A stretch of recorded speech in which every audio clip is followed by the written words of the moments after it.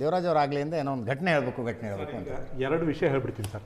ಅದಕ್ಕಿಂತ ಮೊದಲು ಸನ್ಮಾನ್ಯ ಕುಮಾರಸ್ವಾಮಿ ಅವರು ಹೇಳಿದ್ರು ಕ್ಯಾಬಿನೆಟ್ ಅಂತಕ್ಕಂಥದಕ್ಕೆ ಒಂದು ಮಾನದಂಡ ಇದೆ. ಏನಪ್ಪ ಅಂದರೆ ಪೇಮೆಂಟ್ ಒಂದು ಮಾನದಂಡ.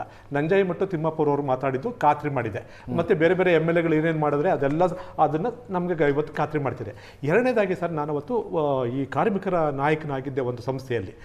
ಆಕಸ್ಮಿಕವಾಗಿ ನಮ್ಮ ಸಮಸ್ಯೆಗೋಸ್ಕರ ನಾವು ಸನ್ಮಾನ್ಯ ಕೃಷ್ಣಪ್ಪನವ್ರ ಮನೆಗೆ ಹೋಗಿದ್ವಿ. ಕೃಷ್ಣಪ್ಪನವರು ನಂಗೆ ರಾಜಕೀಯ ವಿರೋಧಿ, ಅದರಲ್ಲಿ ಎರಡು ಮಾತಿದ್ದಿಲ್ಲ. ಆದರೆ ನಮ್ಮ ಸಮಸ್ಯೆ ಅಲ್ಲಿ ಬಗೆಹರಿಬೇಕಾಗಿತ್ತು.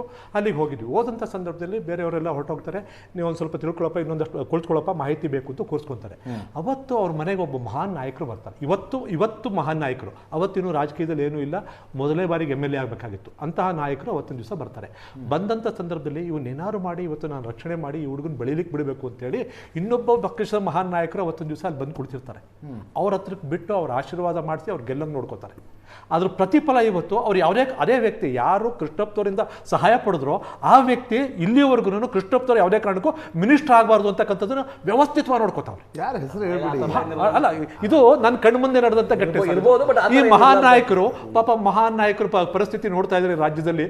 ಯಾರ್ಯಾರು ಇವರಿಗೆ ಸಹಾಯ ಮಾಡ್ಕೊಂಡ್ ಬಂದ್ರು ಎಲ್ಲಾರು ಒಬ್ಬೊಬ್ಬರನ್ನು ಪಡ್ಕೊಂಡ್ ಬಂದಿರೋದೆ ರಾಜ್ಯದ ಇತಿಹಾಸದಲ್ಲಿ. ಒಬ್ಬೊಬ್ಬರನ್ನು ಪಡ್ಕೊಂಡ್ಬಂದು ಇವತ್ತೊಂದು ದಿವಸ ಸೌಧ ಕಟ್ಕೊಂಡ್ಬಿಟ್ಟಿದ್ದಾರೆ. ಏನ್ ಮಾಡ್ತೀರಿ ಏನಾಗಿದೆ ಗೊತ್ತಾ ಸರ್? ಇವತ್ತು ನಾನು ಕ್ಯಾಬಿನೆಟ್ ಇನ್ನೊಂದ್ಸಲ ಹೇಳ್ತಿದ್ದೀನಿ. ಇವತ್ತು ಅಲ್ಲೇ ಹೇಳಿದ್ದೆ ಮೊದಲನೇ, ಇವತ್ತು ಸನ್ಮಾನ್ಯ ಮುಖ್ಯಮಂತ್ರಿಗಳು ಅವ್ರು ಅನ್ಕೊಂಡಿರ್ತಕ್ಕಂಥ ಯೋಜನೆಗಳನ್ನ ಜಾರಿಗೆ ತರಬೇಕು, ಅದ್ರ ಮುಖಾಂತರ ಏನೇನು ಮಾಡಬೇಕು ಅನ್ಕೊಂಡಿದ್ದಾರೆ ಅನ್ನೋದು ಎಲ್ಲರಿಗೂ ಗೊತ್ತಿದೆ. ಈಗ ಆ ಜಾರಿಗೆ ತರುವಂಥ ಸಂದರ್ಭಗಳಲ್ಲಿ ಕ್ಯಾಬಿನೆಟ್ ಅಲ್ಲಿ ಯಾರೊಬ್ರು ಮಾತಾಡಬಾರ್ದು, ಎಲ್ಲ ಔದಪ್ಪಗಳಿರಬೇಕು. ಅಂಥದಕ್ಕೆ ವ್ಯವಸ್ಥಿತವಾದಂಥ ಒಂದು ದಾರಿಯನ್ನ ಸನ್ಮಾನ್ಯ ಮುಖ್ಯಮಂತ್ರಿ ಮಾಡ್ತಾರೆ. ಇದು ಇರುವಂತ ಸತ್ಯ ಸರ್. ಇಷ್ಟೇ ಆಗೋದು ಇನ್ನು ಒಂದು ಕಾಲು ವರ್ಷದಲ್ಲಿ ಸರ್. ಇವತ್ತೊಂದು ದಿವಸ ಸಾಲ ಮಾಡಿರೋದು ಒಂದ್ ಕಡೆ, ಬಜೆಟ್ ತರ ಸಾಲ ಮಾಡಿ ಯೋಜನೆಗಳು ತರಬೇಕು. ರಾಜ್ಯವನ್ನು ಸಂಪೂರ್ಣವಾಗಿ ದಿವಾಳಿ ಮಾಡ್ಲಿಕ್ಕೆ ಇವ್ರು ತಯಾರಾಗ್ಬಿಟ್ಟಿದ್ದಾರೆ. ಅದ್ರ ಮೂಲಕ ಏನೇನ್ ಮಾಡ್ತಾರೆ ಅಂತಕ್ಕಂಥದ್ದು ಮುಂದೆ ರಾಜ್ಯದ ಜನತೆ ನೋಡ್ತಾರೆ. ಅದಕ್ಕೆ ಏನ್ ಮಾಡಬೇಕು ಆಗುತ್ತದು. ಸೊ ಇದು ಇರುವಂತ ಅಭಿವೃದ್ಧಿ. ಡಿ ಕೆ ಶಿವಕುಮಾರ್ ವಿಧಾನಸೌಧದಲ್ಲಿ ಒಂದು ಮಾತು ಹೇಳಿದ್ರು, ಅಧಿಕಾರ ತನಗ್ ತಾನೇ ಬರ್ಲಿಲ್ಲ ಅಂದ್ರೆ ಒದ್ದು ಕಿತ್ಕೊಬೇಕು ಅಂತ ಹೇಳ್ಬಿಟ್ಟು. ಸುವರ್ಣಸೌಧದಲ್ಲಿ ಒದ್ದು ಕಿತ್ಕೊಬೇಕು ಅಧಿಕಾರ ಅಂತ ಹೇಳ್ಬಿಟ್ಟು. ಇವ್ರಿಗೆ ಅಧಿಕಾರ ಬೇಕು ಅಂದ್ರೆ ಒದ್ದು ಕಿತ್ಕೋಬೇಕಂತೆ. ಯಾರು ಅವಕಾಶ ವಂಚಿತರು ಗೊತ್ತಾ, ಅವ್ರು ಮಾತ್ರ ಒದ್ದು ಕಿತ್ಕೊಂಬಾರ್ದಂತೆ. ಇದು ಇವ್ರ ಸ್ಟೈಲು. ಬೇರೆ ಅವ್ರ ಮಾತು ಯಾರು ಕೇಳ್ತಾ ಇಲ್ಲ. ಇವಾಗ ಲಾಸ್ಟ್ 2 ದಿವಸದಿಂದ ನೋಡಿದ್ರೆ ಇವರೆಲ್ಲ ಮಾತಾಡ್ತಿರೋದು ಆಡ್ತಿರೋದು ಅವರು ಅಧಿಕಾರನ ಒದ್ದು ಕಿತ್ಕೊಳ್ಳೋಂಗೆ ಇವ್ರು ಹೇಳಿದ್ದನ್ನ ಫಾಲೋ ಮಾಡ್ತಾ ಇದ್ದಾರೆ. ಅದು ಕೃಷ್ಣಪ್ಪನವ್ರು ಆಗ್ಬೋದು, ಪ್ರಿಯಾ ಕೃಷ್ಣ ಆಗ್ಬೋದು, ಎಲ್ಲಾರು ಇದರಿಂದ ನಟ್ಟು ಬೋಲ್ಟ್ ಟೈಟ್ ಮಾಡೋದು ಗ್ಯಾರಂಟಿ ಅವರೆಲ್ಲರೂ. ನೀವು ಇನ್ನೊಂದು ಅಬ್ಸರ್ವ್ ಮಾಡಿ, ಯಾರ್ಯಾರು ಬಿಡದಿ ಟೌನ್ಶಿಪ್ ಪರವಾಗಿ ಸ್ಟ್ರಾಂಗ್ ಆಗಿ ರಿಯಲ್ ಎಸ್ಟೇಟ್ ನಿಂತ್ಕೊಂಡ್ರೋ ಅವ್ರಿಬ್ಬರಿಗೂ ಸಿಕ್ಕಿದೆ ಇವತ್ತು. ಯಾರು ಒಂದು ಚಲರಾಯ ಸ್ವಾಮಿನ ಬಾಲಕೃಷ್ಣ ಅಂತ ಪೆಂಡಲ್ ಹಾಕೊಂಡು ಕುತ್ಕೊಂಡ್ಬಿಟ್ಟಿದ್ರು ಟೌನ್ಶಿಪ್ ಜಾಗದಲ್ಲಿ. ಏನ್ ದಿನ ಬೆಳಗ್ಗೆ ಆದ್ರೆ ಆ ರಿಯಲ್ ಎಸ್ಟೇಟ್ ಪ್ರಾಜೆಕ್ಟ್ ಸಪೋರ್ಟ್ ಮಾಡೋದು ತನಗ್ ಸಪೋರ್ಟ್ ಮಾಡಿದಂತ ರಿಯಲ್ ಎಸ್ಟೇಟ್ ಪ್ರಾಜೆಕ್ಟ್ ಇವತ್ತು ಇಬ್ಬರನ್ನ ಕರ್ಕೊಂಡ್ಬಂದು ಕ್ಯಾಬಿನೆಟ್. ರಿಯಲ್ ಎಸ್ಟೇಟ್ ಅಲ್ಲ ರೀ ಅದು. ಈ ಮಾನದಂಡ ಇಲ್ಲ. ಈ ಮಾನದಂಡ ಅನ್ನೋದು ಪೇಮೆಂಟ್ ಮಾನದಂಡ ಅಷ್ಟೇ. 80ರಿಂದ 90% ಬಿಜೆಪಿ ಮುಖ್ಯಮಂತ್ರಿ ಆಗಿ 2000 ಕೋಟಿ, ಮಂತ್ರಿ ಆಗಿ 200 ಕೋಟಿ. ಸಿದ್ದರಾಮಯ್ಯ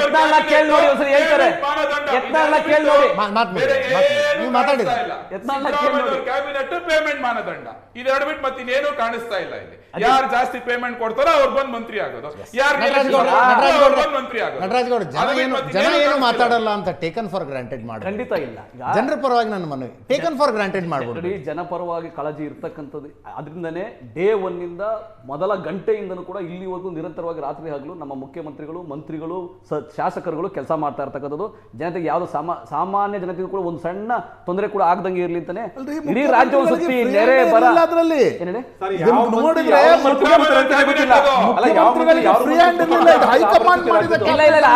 ಆ ರೀತಿ ಏನಿಲ್ಲ.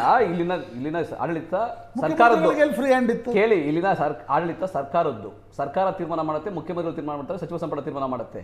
ಸೂಚನೆ ಸಲಹೆ ಕೇಂದ್ರ ಸರ್ಕಾರದ ನಮ್ಮ ಹೈಕಮಾಂಡ್ ಇಂದ ಯಾರು ಮಂತ್ರಿ ಆಗಬೇಕಂತ ಸಲಹೆ ತಗೊಂಡಿರ್ಬೋದು, ಸಮಾಲೋಚನೆ ಮಾಡಿರ್ಬೋದು. ಅಷ್ಟು ಬಿಟ್ಟಿರ್ತಕ್ಕ ಯಾರೋ ಇಲ್ಲಿ ಕಂಟ್ರೋಲ್ ಮಾಡ್ತಾರೆ, ಅದು ಸಾಧ್ಯ ಇಲ್ಲ. ಆಮೇಲೆ ಸಲಹೆ ಪತ್ರ ನೋಡಿದ್ರಲ್ಲ, ರಾಜ್ಯದಲ್ಲಿ ಎಲ್ಲರೂ ನೋಡಿದ್ದಾರೆ. ಬರೀ ಮಂತ್ರಿಗಳಿಗೆ ಅಷ್ಟೇ ಅಲ್ರಿ, ವಿಧಾನಸಭೆ ಸ್ಪೀಕರು, ಡೆಪ್ಯೂಟಿ ಸ್ಪೀಕರು, ವಿಧಾನ ಪರಿಷತ್ತಿನ ಸಭಾಪತಿಗಳು, ಉಪಸಭಾಪತಿಗಳನ್ನು ಸಹಿತ ಫೈನಲ್ ಮಾಡಿಸಿ ಅದೇನ್ ನೇಮಕಾತಿ ಅಲ್ಲ. ಇಲ್ಲೇನೆ ವಿಧಾನಸೌಧದಲ್ಲಿ ಆಯ್ಕೆ ಆಗೋದು. ಇಲ್ಲಿ ಸಿದ್ದರಾಮಯ್ಯನವರು ಮುಖ್ಯಮಂತ್ರಿ ಆಗಿದ್ದಾಗ ಸಿದ್ದರಾಮಯ್ಯನವರು ಡಿ ಕೆ ಶಿವಕುಮಾರ್ನ ಕರೆದು ಅಲ್ಲಿ ಕೆ.ಸಿ. ವೇಣುಗೋಪಾಲ್ ನಿಂತ್ಕೊಂಡು ಅನೌನ್ಸ್ ಮಾಡ್ತಾರೆ, ಹಿಂದುಳಿದ ವರ್ಗದ ಇಲಾಖೆ ಸರ್ವೆ ಇನ್ನೊಂದ್ಸಲ ಮಾಡಬೇಕು ಅಂತ. ಯಾರು ಕೆ ಸಿ ವೇಣುಗೋಪಾಲ್ ಅದನ್ನ ಅನೌನ್ಸ್ ಮಾಡೋದಕ್ಕೆ? ಕರ್ನಾಟಕದ ಕ್ಯಾಬಿನೆಟ್ನ ಜವಾಬ್ದಾರಿ ಅಲ್ವಾ ಅದು?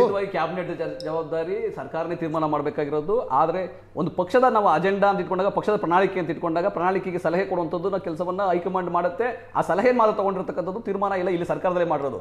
ಆಮೇಲೆ ನಮ್ಮ ಸರ್ಕಾರದಲ್ಲಿ ಮಂತ್ರಿ ಆಗ್ಲಿಕ್ಕೆ ಯಾರು ಕಪ್ಪ ಕೊಡಬೇಕು, ಕಾಣಿಕೆ ಕೊಡಬೇಕು, ಅದು ಬಿಜೆಪಿ ಅಲ್ಲ. ಬಿಜೆಪಿ ಮುಖ್ಯಮಂತ್ರಿ ಆಗ್ಲಿಕ್ಕೆ 2,000 ಕೋಟಿ ಅಂತೆ, ಬಿಜೆಪಿ ಮುಖ್ಯಮಂತ್ರಿ ಆಗ್ಲಿಕ್ಕೆ 2,000 ಕೋಟಿ ಅಂತೆ, ಮಂತ್ರಿ ಆಗ್ಲಿಕ್ಕೆ 200 ಕೋಟಿ ಅಂತೆ.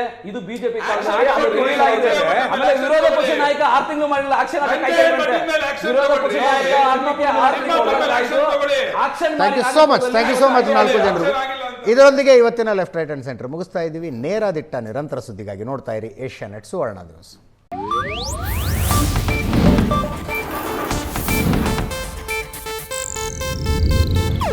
ಇದು ಏಷ್ಯಾನೆಟ್ ನ್ಯೂಸ್ ನೆಟ್ವರ್ಕ್ ಪ್ರಸ್ತುತಿ.